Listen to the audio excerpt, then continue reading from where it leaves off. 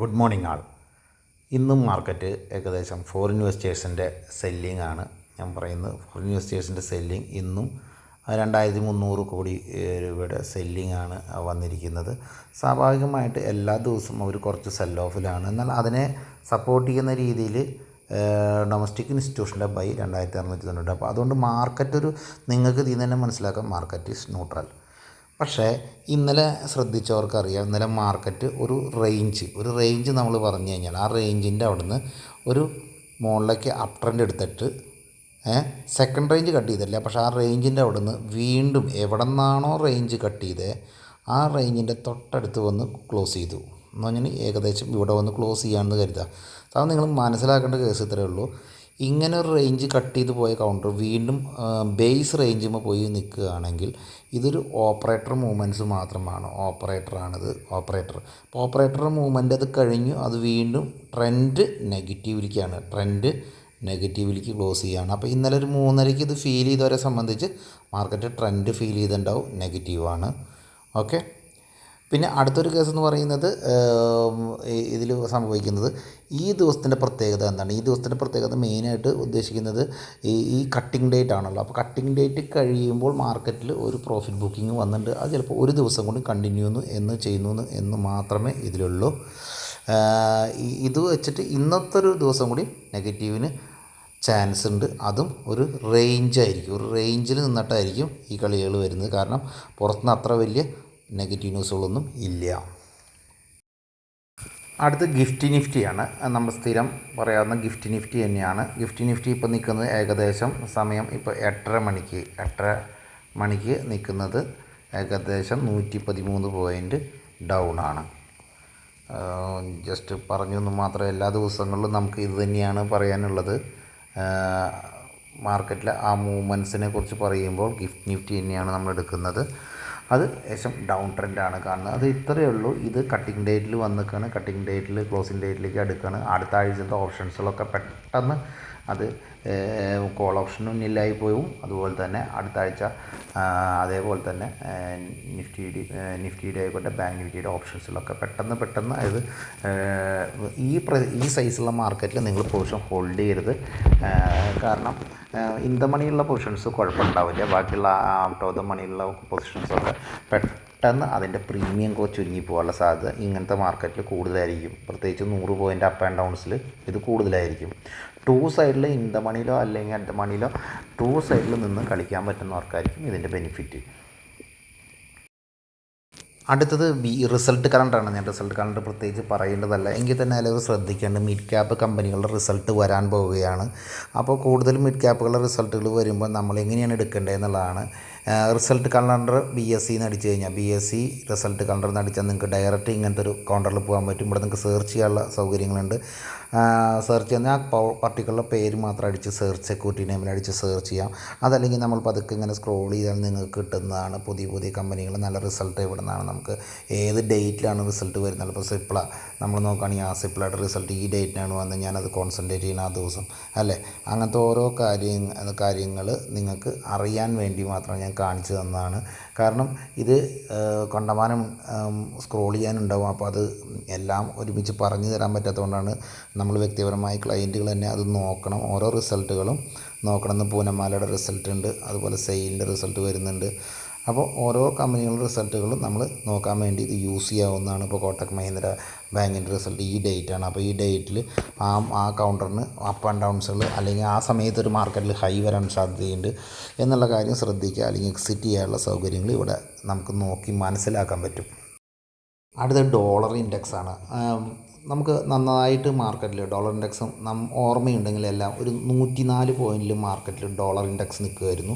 അതിനുശേഷം അമേരിക്കൻ മാർക്കറ്റിൽ കറക്ഷൻ വരുന്നു, ഇന്ത്യൻ സ്റ്റോക്ക് മാർക്കറ്റിലും കറക്ഷനൊക്കെ വരുമ്പോഴും അമേരിക്കൻ ഡോളർ ഇൻഡെക്സ് താഴ്ത്തേക്ക് എന്ന് പറഞ്ഞാൽ പുതിയ താരിഫിൻ്റെ കാര്യങ്ങൾ പറഞ്ഞ് മാർക്കറ്റ് അവിടെ പൊട്ടുമ്പോൾ അമേരിക്കൻ ഡോളർ ഇൻഡെക്സ് താഴത്തേക്ക് ഇതുപോലെ തന്നെ ഏകദേശം 10 പോയിൻറ്റോളം താഴത്തേക്ക് വന്ന അവസ്ഥയിലും ഇന്ത്യൻ റുപ്പി എന്ന് പറഞ്ഞാൽ ആ സമയത്ത് ഡോളർ ഇൻഡെക്സ് 104 ഇരിക്കുന്ന സമയത്ത് ഇന്ത്യൻ റുപ്പി ഏകദേശം 86 ഓക്കെ. ഡോളർ ഇൻഡെക്സ് താഴത്തേക്ക് പോയി ഇന്നിപ്പോൾ 96 വന്നപ്പോൾ അപ്പോഴും നമ്മുടെ നമ്മുടെ ഇന്ത്യൻ റുപ്പി നിൽക്കുന്നത് 85 പോയിൻറ്റ് സംതിങ് ആയിരുന്നു. ഓക്കെ, അപ്പോൾ ഇപ്പോൾ നിങ്ങൾ ശ്രദ്ധിക്കേണ്ട കേസ് എന്താണെന്നുണ്ടെങ്കിൽ ഈ ഡോളർ ഇൻഡെക്സ് അപ് ട്രെൻഡ് ആവുകയാണെങ്കിൽ വീണ്ടും ഡോളർ ഇപ്പോൾ ഇന്ന് കയറിയിട്ടുണ്ട്, കുറച്ച് മണി 97.36 ആയിട്ടുണ്ട്. അപ്പോൾ അത് 98 എത്തുകയാണെങ്കിൽ, ഇപ്പോൾ നമ്മൾ 98, 99 ഇതിലേക്ക് എത്തുമ്പോൾ സ്വാഭാവികമായിട്ട് ഇന്ത്യൻ റുപ്പി എന്ത് ചെയ്യും, 86 എന്നുള്ളത് പതുക്കെ നമ്മുടെ 86 എന്നുള്ളത്, അല്ലെങ്കിൽ ആ ഡോളർ ഇൻഡെക്സ് 86, നമ്മൾ ഇന്ത്യൻ റുപ്പി നമ്മൾ 86ൽ നിന്ന് അത് 87ലേക്ക് പോവുകയാണ്. ഓക്കെ, നമ്മൾ ശ്രദ്ധിക്കുക, ഇത് 100 ആകുമ്പോൾ ചിലപ്പോൾ ഇത് 87.5 ആവും. അങ്ങനെ വരുമ്പോൾ, അങ്ങനെ സംഭവിക്കുമ്പോൾ നിങ്ങൾ പറഞ്ഞാൽ ഇന്ത്യൻ റുപ്പി മോശമാവുക എന്ന് പറയുമ്പോൾ ഇന്ത്യൻ മാർക്കറ്റിന് അത് മോശമാണ്. ഇതാണ് ഇപ്പോഴത്തെ ഏറ്റവും വലിയൊരു സിനാരിയോ ഇഷ്യൂസ് വരുന്നത്. മനസ്സിലായ, ഇവിടെയാണ് മാർക്കറ്റ് സ്ട്രക്കായിട്ട് നിൽക്കുന്നത്. ഈ സ്ട്രക്കുമെയാണ് സ്വാഭാവികമായിട്ട് FISനും താല്പര്യമില്ല. ഇന്ത്യൻ റുപ്പി മോശമായി കഴിഞ്ഞാൽ FISൻ്റെ പ്രോഫിറ്റ് കുറയും. ഇന്ത്യൻ റുപ്പിയുടെ ഓരോ ഡിഫറൻസുകളും ഡോളറായിട്ട് അവർ കാൽക്കുലേറ്റ് ചെയ്യുമ്പോൾ അവർക്ക് നഷ്ടം കൂടുതലാണ്. അതുകൊണ്ട് അവർക്ക് ഇൻവെസ്റ്റ് ചെയ്യാൻ മടി കാണിക്കും. പക്ഷേ ഇതൊരു ലെവൽ കഴിയുമ്പോൾ നിൽക്കും, അത് മനസ്സിലാക്കുക. ഇതൊരു ലെവൽ കഴിയുമ്പോൾ നിൽക്കും, മാർക്കറ്റ് റിക്കവറി. പക്ഷേ ഇപ്പോഴത്തെ സന്ദർഭങ്ങളിൽ കൂടുതൽ ഡൗൺ സൈഡ് അപ്പ് ട്രെൻഡിനും അല്ലെങ്കിൽ സൈഡ് വേസ് മാർക്കറ്റിനും മാത്രമാണ് ചാൻസ്. സൈഡ് വേസ് മാർക്കറ്റിൽ ഇപ്പോൾ US 30 ആയിക്കോട്ടെ, US 500 ആയിക്കോട്ടെ, എല്ലാം ഒരു ചെറിയൊരു പ്ലസ്സിലാണ് അവിടെ നിൽക്കുന്നത്. ഇന്നലെ നെഗറ്റീവ് ആണെങ്കിൽ ഇന്നൊരു പ്ലസ് മൂവ്മെൻറ്റിലാണ് നിൽക്കുന്നത്. പക്ഷേ ഇന്ത്യൻ റുപ്പി ചെറുതായിട്ട് മോശമാവാൻ സാധ്യതയുണ്ട്. യൂറോപ്പ് കൺട്രീസും ഒരു സൈഡ് വേസ് മാർക്കറ്റാണ്. ഇന്നലെ പ്ലസ് ആണെങ്കിൽ ഇന്നൊരു സൈഡ് വേസ് മാർക്കറ്റിലാണ് നിൽക്കുന്നത്. സ്ലോ മൂവ്മെൻ്റാണ്, റിസ്ക് കുറവാണ്. PNB gilts, government security, treasury ഫണ്ട്സൊക്കെ ഡീൽ ചെയ്യുന്ന സെക്ഷനാണ്. വാച്ച് ചെയ്യാവുന്ന അക്കൗണ്ടാണ്, റിസ്ക് കുറവാണ്. എൻ്റെ ഒരു അടുത്ത കാലത്തുള്ളൊരു എൻ്റെ ചെറിയൊരു നിഗമനങ്ങളാണ് ഞാൻ പറയുന്നത്. ഈ ഓപ്ഷൻ ട്രേഡിങ്ങിൽ നിങ്ങൾക്ക് ഒരുപാട് ആൾക്കാരുകൾ പറഞ്ഞു തരുന്നുണ്ടാവും. ഓപ്ഷൻ ട്രേഡിങ് ഇങ്ങനെ ചെയ്യാൻ, അങ്ങനെ യൂട്യൂബിൽ ചെയ്യാൻ, ഇങ്ങനെ ചെയ്യാൻ, ഇതൊക്കെ പറഞ്ഞാലും നമ്മൾ ട്രേഡ് ചെയ്യുന്ന ഒരു അളവ് എന്ന് പറയുന്നത്, നമ്മളൊരു റിസ്ക് ലെവൽ എന്ന് പറയുന്നത് എല്ലാ ക്ലയൻറ്റുകളിലും ചിലപ്പോൾ ഒരു 100-150 പോയിൻറ്റിലായിരിക്കും കോമൺ ക്ലയൻസുകൾ അത് ചെയ്യുന്നത്. 100-150 പോയിൻറ്റിൽ ഒരു മൂവ്മെൻറ്റ്സ് ട്രേഡ് ചെയ്യുമ്പോൾ വൺ ടൈം ആ 100 പോയിൻറ്റ് മൂവ്മെൻറ്റ്സ് നമ്മുടെ കാൽക്കുലേഷനിൽ തെറ്റിയിട്ടാണെങ്കിൽ, അത് പ്ലസ് ഓർ മൈനസ് തെറ്റിയിട്ടാണ് സംഭവിക്കുന്നത്, സ്വാഭാവികമായിട്ട് ക്ലയൻറ്റ് എന്ത് ചെയ്യുന്നു, ആ പൊസിഷൻ ഹോൾഡ് ചെയ്യണം, അല്ലേ, ആ പൊസിഷൻ ഹോൾഡ് ചെയ്യണം. അങ്ങനെ അത് കുറച്ച് ദിവസം കഴിയുമ്പോൾ അതിൻ്റെ പ്രീമിയം ഇറങ്ങിപ്പോയിട്ട്, പ്രീമിയം താഴ്ത്ത് പോയി കഴിയുമ്പോൾ ഒന്നില്ലെങ്കിൽ കട്ട് ചെയ്യും, അല്ലെങ്കിൽ ഭാഗ്യക്കേട് കൊണ്ട് അത് നഷ്ടപ്പെട്ടു പോകും. ഓക്കെ, ഇങ്ങനൊരു സംഭവം നിങ്ങൾ ആരും ശ്രദ്ധിക്കേണ്ട. ഈ ഓപ്ഷൻ ട്രേഡിംഗ് എന്ന സാധനം സത്യം പറഞ്ഞിട്ടുണ്ടെങ്കിൽ അതാണോ അതിൻ്റെ ശരി? നമ്മളൊരു ബിസിനസ്സിൻ്റെ ഒരു ഷെയറിൻ്റെ അതിൻ്റെ ഒരു നിഴൽ പോലത്തെ ഉള്ള ഒരു ഷെയർ ആയിരിക്കണം നമ്മൾ എടുക്കുന്നത്. ഞാൻ പറഞ്ഞത് അതിൻ്റെ ഇപ്പോൾ ഒരു ഫ്യൂച്ചറാണ് ചെയ്യണമെങ്കിൽ ആ ഫ്യൂച്ചറിൻ്റെ ഫ്യൂച്ചർ നിൽക്കുന്നുണ്ടെങ്കിൽ ആ ഫ്യൂച്ചറിനെ സപ്പോർട്ട് ചെയ്യുന്നതാണ് ക്യാഷ് മാർക്കറ്റിലെ ആ കൗണ്ടർ.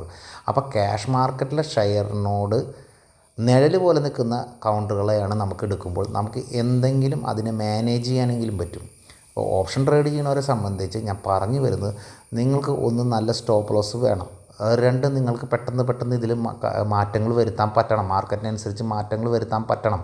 നിങ്ങൾക്കൊരു സ്റ്റോപ്പ് ലോസ് ചെയ്യാൻ പറ്റുന്നെങ്കിൽ അങ്ങനെ, അല്ലെങ്കിൽ നിങ്ങൾക്കൊരു മെയിൻറ്റെയിൻ ചെയ്യാൻ പറ്റുന്ന മനസ്സുകൊണ്ട് അവിടെ മെയിൻറ്റെയിൻ ചെയ്യാണ്ട്, ഒരു സ്റ്റോപ്പ് ലോസും മെയിൻറ്റെയിൻ ചെയ്യാണ്ട് നമ്മളതിനെ അങ്ങനെ മാർക്കറ്റിൽ അങ്ങനെ കയറുമെന്നുള്ള പ്രതീക്ഷയോട് ഇടണമെങ്കിൽ അതൊരു 2 months അകലെയുള്ളതോ അല്ലെങ്കിൽ ഇൻ ദ മണിയിലത്തെയോ അല്ലെങ്കിൽ അറ്റ് ദ മണിയിലത്തെ ഏറ്റവും അടുത്തുള്ള ഓപ്ഷൻസ് ആയിരിക്കണം അങ്ങനെ ഇടേണ്ടത്. അപ്പോൾ അതിനൊക്കെ റേറ്റ് കൂടുതലുണ്ട്, കോമൺ ക്ലയൻറ്റ് അത് വാങ്ങുകയുമില്ല. അപ്പോൾ നിങ്ങൾ ട്രേഡിങ്ങിൽ സത്യം പറഞ്ഞാൽ ഓപ്ഷനിൽ ട്രേഡ് ചെയ്യുന്ന 90% ആൾക്കാരും ഒരു റിസ്ക് എടുത്ത് ട്രേഡ് ചെയ്യണമെന്ന് മാത്രമേ എനിക്ക് തോന്നിയിട്ടുള്ളൂ. അതിൻ്റെ ഒരു ഡെറിവേറ്റ്സിൻ്റെ ഡിറൈവ് ചെയ്യുന്ന അതേ അളവിലുള്ള ഒരു പ്രൊഡക്റ്റ് എടുക്കുന്നതിൽ എല്ലാവരും മോശക്കാരാണ്. 2, നിങ്ങളുടെ കാൽക്കുലേഷനിലൊന്നല്ല മാർക്കറ്റ് നിൽക്കുന്നത്. മാർക്കറ്റിൻ്റെ രീതിയിൽ പല ന്യൂസുകളും ഓപ്പറേറ്റേഴ്സും ഇവരെല്ലാവരും ഒരുമിച്ചുള്ള സംഘടനകളുടെ വർക്കുകൾ കൊണ്ടാണ് മാർക്ക് അപ്പ് ആൻഡ് ഡൗൺസ് ചെയ്തുകൊണ്ടിരിക്കുന്നത്. അപ്പോൾ ഇതിൻ്റെ ഉള്ളിൽ നമ്മൾ കലക്കവെള്ളത്തിൽ മീൻ പിടിക്കാൻ വേണ്ടി ഇരിക്കുമ്പോൾ നമുക്ക് കൃത്യമായ ഒരു പ്രോഗ്രാം ഉണ്ടാവണം. ആ പ്രോഗ്രാമിൽ ലോസിൽ വന്നോട്ടെ, പക്ഷേ ആ കൃത്യമായ പ്രോഗ്രാമിൽ നിന്നിട്ട് വേണം ഓപ്ഷൻ ട്രേഡിങ് ചെയ്യാൻ. അപ്പോൾ ഓപ്ഷൻ ട്രേഡിങ് ചെയ്യുന്നവർ ഇപ്പോഴത്തെ ലെവലിൽ ഞാൻ പറഞ്ഞല്ലോ 2 സൈഡിലേക്കും കളിക്കാൻ പറ്റിയ മാർക്കറ്റാണ്. ഡൗണും കളിക്കാം, അപ്പ് ടൗണും കളിക്കാം. എത്ര പോയിൻറ്റ് മൂവ്മെൻറ്റ് കിട്ടാം? 100-200 point movement. 100 point 200 point Nifty കയറി കഴിഞ്ഞാൽ മാക്സിമം കിട്ടാൻ പോകുന്നത് നിങ്ങൾക്ക് 80-60 പോയിൻറ്റാണ് കിട്ടുന്നത്.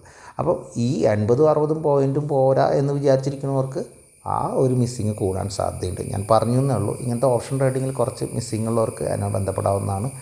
ഞാൻ ഹെൽപ്പ് ചെയ്യാവുന്നതാണ്. ഐഡിയകളാണ് ഹെൽപ്പ് ചെയ്യുന്നത്, അല്ലാണ്ട് പ്രോഫിറ്റ് ഉണ്ടാക്കി കൊടുക്കുക എന്നുള്ളതല്ല. ഓരോ ഐഡിയകൾ നിങ്ങൾക്ക് തിരുത്താനുള്ള അവസരങ്ങളായിട്ട് മാറട്ടെ. Okay, thank you. സെയിം ഡേയിൽ ഏർലി മോർണിംഗിൽ ഉണ്ടാക്കുന്ന ഈ വീഡിയോ നിങ്ങൾക്ക് ഇഷ്ടപ്പെട്ടിട്ടുണ്ടെങ്കിൽ തീർച്ചയായും സബ്സ്ക്രൈബ് ചെയ്യുക, അതുപോലെ തന്നെ ഷെയർ ചെയ്യുക. Thank you.